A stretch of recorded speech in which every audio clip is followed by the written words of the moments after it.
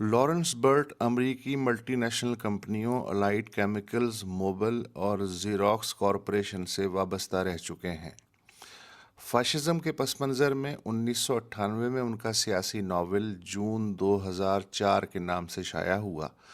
اس novel کی روشنی میں کسی بھی سماج یا ریاست میں فاشزم کی مقدار ناپنے کی نشانیوں کو 2003 میں نیو یارک سے نکلنے والے internet magazine the free inquiry نے ایک 14 نکاتی خلاصے کی شکل دی۔ اس خلاصے کا انٹرنیٹ پہ بارہا تذکرہ اور اس پہ تنقیدی بحث سامنے آتی رہتی ہے۔ آج کل پھر یہ خلاصہ انٹرنیٹ پہ تیر رہا ہے۔ اس کے مطابق فسطائی نظام حب الوطنی کو اندھی قوم پرستی کی شکل دینے کے لیے پرچموں، قومی نغموں، نعروں اور ملبوسات کا بے تحاشا استعمال کرتا ہے تاکہ لوگوں کو صرف ایک ہی بیانیے اور آواز کی جانب رکھ کے ان کا لہو مسلسل گرم رکھا جا سکے۔ دیدہ و نادیدہ دشمنوں کے خوف اور قومی سلامتی خطرے میں ہے کا پرچار مسلسل ہوتا ہے تاکہ عوام کو ریاستی تحفظ اور حب الوطنی کے نام پر بنیادی انسانی حقوق سے دستبرداری پہ آمادہ کیا جا سکے اور لوگ اذیت رسانی، سرسری سزاؤں، قتل اور قید کے استعمال کو ایک معمول کا عمل سمجھ کے نظر انداز کر سکیں۔ فاشزم ایک مشترکہ دشمن یا قربانی کے کمزور بکرے پہ فوکس کرتا ہے تاکہ لوگ قومی دیوانگی سے سرشار ہو کے مسلسل کنفیوز اور مشکوک رہیں۔ یہ مشترکہ دشمن کوئی نسلی، علاقائی یا مذہبی اقلیت، لبرل، کمیونسٹ، متبادل سماجی و مذہبی بیانیہ، حزب اختلاف یا غیر ملکی سازشوں سمیت کوئی بھی اور کچھ بھی ہو سکتا ہے۔ عسکریتی رجحان اور عسکری اداروں کی کارکردگی اور کردار کو خصوصی طور پہ ابھارا جاتا ہے تاکہ قومی وسائل کا ایک بڑا حصہ ان کے لیے وقف رہے اور وہ فسطائی نظام کی شان و شوکت اور ہیبت کا اظہاریہ بنے رہیں۔ یوں عام لوگوں کے لیے دیگر بنیادی موضوعات و مسائل کی حیثیت ثانوی یا غیر اہم رہے۔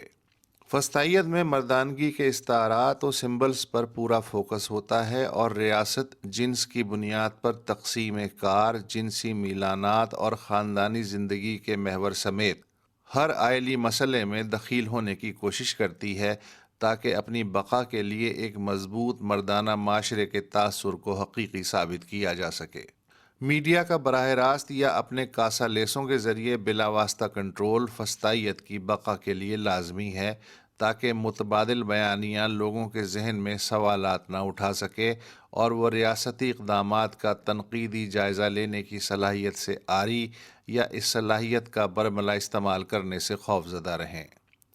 فسطائی ریاست میں مذہبی سمبلز، اصطلاحات اور بیانیے کو ان کی اصل روح، سیاق و سباق اور انسان دوستی سے قطع نظر فسطائی نظریے اور اہداف کو آگے بڑھانے کے لیے بلا دریغ و مسلسل استعمال کیا جاتا ہے، بھلے عوام کی اکثریت ریاستی پالیسی کے برعکس ہی کیوں نہ سوچتی ہو۔ فسطائیت میں تازہ خیالات اور فن کے تخلیقی اظہار و تجربات کے لیے کوئی جگہ نہیں۔ ایسے جرأت مند فنکاروں، اہل قلم، ماہرین تعلیم و سائنس و فنون لطیفہ کو طے شدہ دائرہ عبور کرنے کے بدلے براہ راست و بلا واسطہ بھگتان، خاموشی، قومی و نظریاتی غداری کے لیبل یا جلاوطنی کی شکل میں قیمت چکانا پڑتی ہے۔ فسطائی ریاست پولیس اسٹیٹ بنے بغیر برقرار نہیں رہ سکتی، حتیٰ کہ لوگ رفتہ رفتہ اپنی بنیادی آزادیوں کو ایک اضافی مہربانی کے طور پہ لینے لگیں یا بھولتے چلے جائیں اور اسے روزمرہ زندگی کی حقیقت سمجھ کے قبول کر لیں۔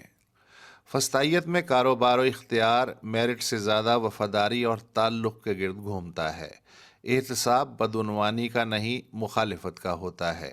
ایک مخصوص ٹولے کے ہاتھ میں پالیسی اور وسائل کے اندھا دھند استعمال کا اختیار مرتکز ہو جاتا ہے اور اس طاقت کو مزید وفاداریاں، خاموشی یا صرف نظر خریدنے کے لیے استعمال کیا جاتا ہے۔ مغرب و مشرق سے قطع نظر آپ جس ملک میں بھی یہ نشانیاں دیکھیں، سمجھ لیں کہ یہاں فسطائیت کا راج ہے۔